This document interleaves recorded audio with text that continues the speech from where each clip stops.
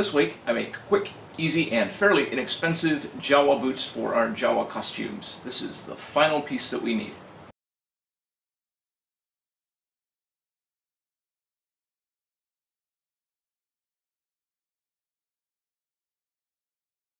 I made two pairs of these, pair for me and pair for my wife. We both wear about the same size. They use the inexpensive rubber Walmart boots. They're $14 a pair here in Eastern North Carolina. I don't know how much they might be elsewhere.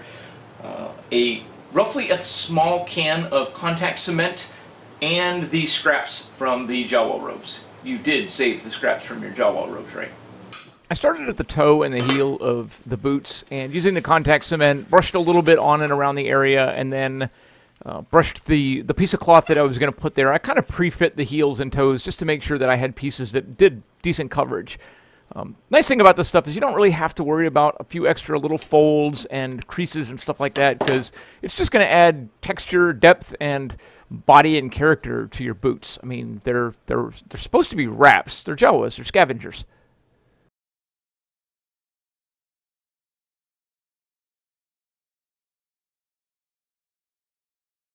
Okay, so now that I've got started, I'm going to put the safety warning in there. You should do this someplace with lots of moving air. My suggestion, don't do it inside. Okay, so I've relocated this whole process out into the garage where I can put the fan behind me, and I've got more air hopefully moving so that I don't spend the rest of the day high. Because, yeah, I normally work with contact cement, but I don't normally use it in such large quantities. You use a dab here and a dab there. Just the amount that I put on those boots made that room smell pretty good. So let's get started again. Many of the scraps that I had this finished edge on them. I didn't want those on the boots, so I cut those off whenever I found one of those pieces.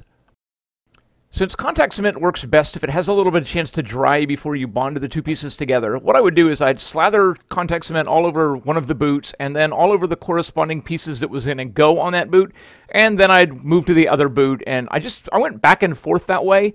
Once it started to set up a little bit, I'd lay the strips out, and there really was no rhyme or reason or any sort of method to my madness. I just sort of test-fitted the pieces to make sure that they'd cover as much as I wanted to, and then put it together. The handy thing about contact cement is A, it's actually fairly easy to apply even on top of the monk's cloth, and B, if it dries before you get to the area that you already applied it, you just put another layer on there and then let it tack up a little bit. It's actually really handy stuff.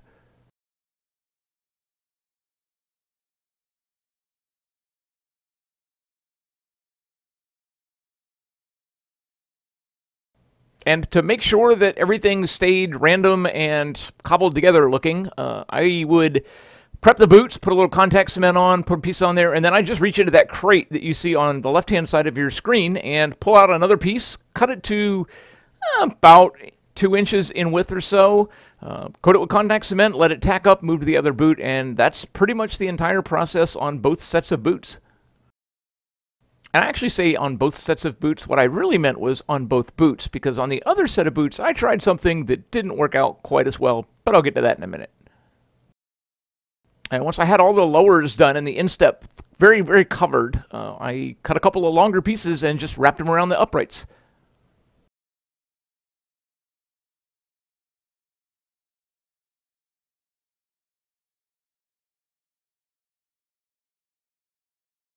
I started this process off with the tiny little acid brush, and it didn't take me very long to figure out that with this much surface area, the chip brushes that you can get online or at Walmart or any sort of hobby store were way more efficient of methods to do this. My experience with this while I was cobbling this together was that the contact cement is messy, but it mostly dries so that you really can't tell, and the part that doesn't dry just adds more weathering and Jawa-esque effect to it.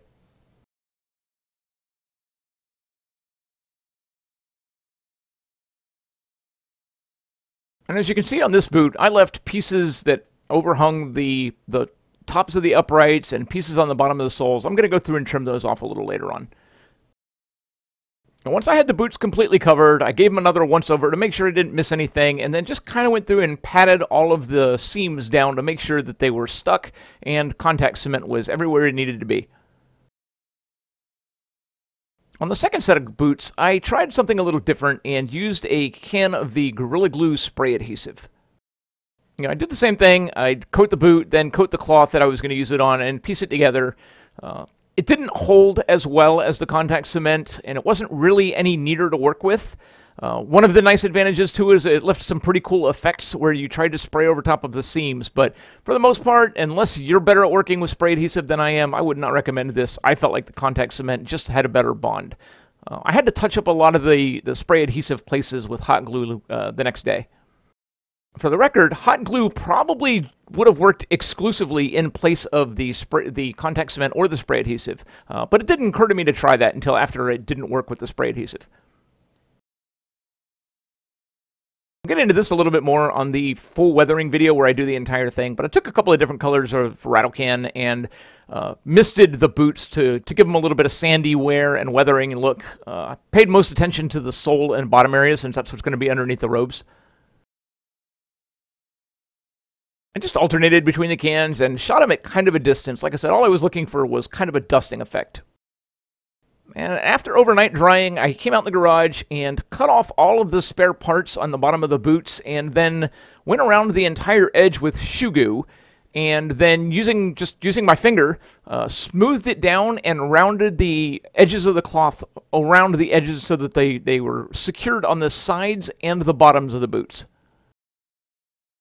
As I've mentioned in previous Jawa Costume related videos, I didn't originally intend to seek 501st approval with these, so I haven't been paying very close attention to the CRLs for Jawa. I have no idea if any of the stuff that I've done is approvable or not. I've got a little bit more weathering left to do on the robe and a few of the other components, but for the most part, this wraps the build up.